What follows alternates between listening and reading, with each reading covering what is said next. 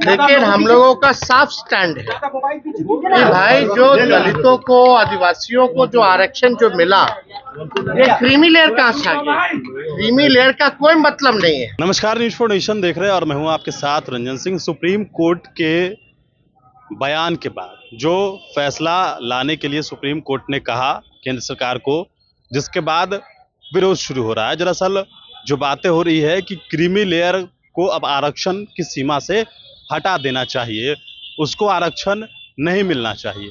अब इसको लेकर काफ़ी जो है वो हंगामा खड़ा हो रहा है। विपक्ष की पार्टियां लगातार इस बात को लेकर हमला कर रही है कि जो दलितों को आरक्षण है तो उसमें क्रीमी लेयर क्यों हटाया जाना चाहिए।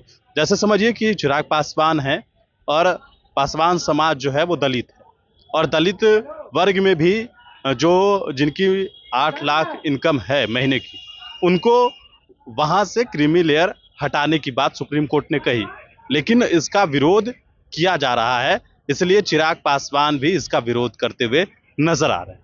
बड़ी बात यह है कि जो आरक्षण मिल रहा है, उस आरक्षण के दायरे में जो पैसे मिलते हैं, जो जो इनकी आय इनकम है, लेकिन अभी जो आरक्षण है जो दलितों के पास है, उसकी अगर आय 20 लाख भी है तो भी उसको आरक्षण मिलेगा।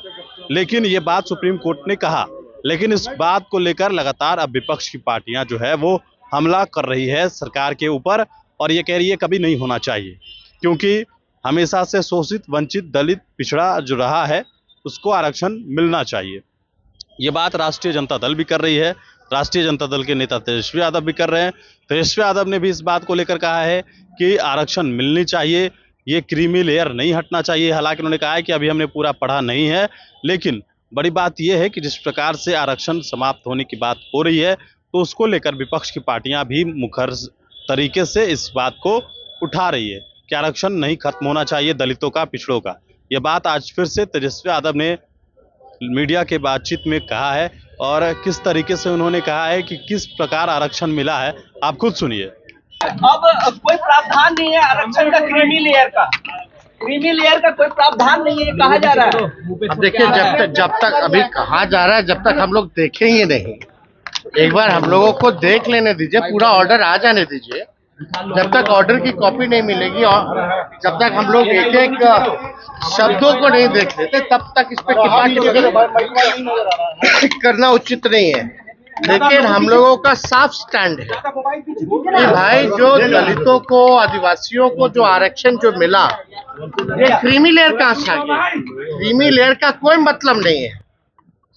ये बाबा साहब अम्बेडकर ने जो संविधान में जो आरक्षण दिया दलितों को, आदिवासियों को, ये सामाजिक तौर पे जो प्रताड़ना होती थी, जो भेदभाव, ऊंच नीच, छुआछूत, जो डिस्क्रिमिनेशन होता था, उसको देखते हुए दिया, जो कि आज भी एग्जिस्ट करता है। तो ये हम लोग पूरी तरीके से इस चीज को हम लोगों ने पहले भी आप लोगों के समक्ष रखा है, और जो पहले से जो चलता है, जो आरक्षण है, हम लोग उसके समर्थक हैं।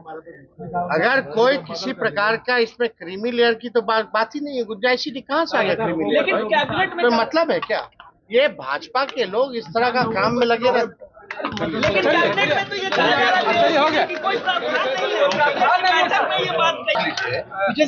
कौन कैबिनेट में ये सब झूठा मंत्री सब बैठ करके दिन भर बरगलाने का काम करता है, देश के लोगों को बेवकूफ बनाने में लगा रहता है। कहते कुछ है, करते कुछ है। ये भाजपा के लोगों को सब लोग जानते हैं इनके चाल चरित्र को। चलिए।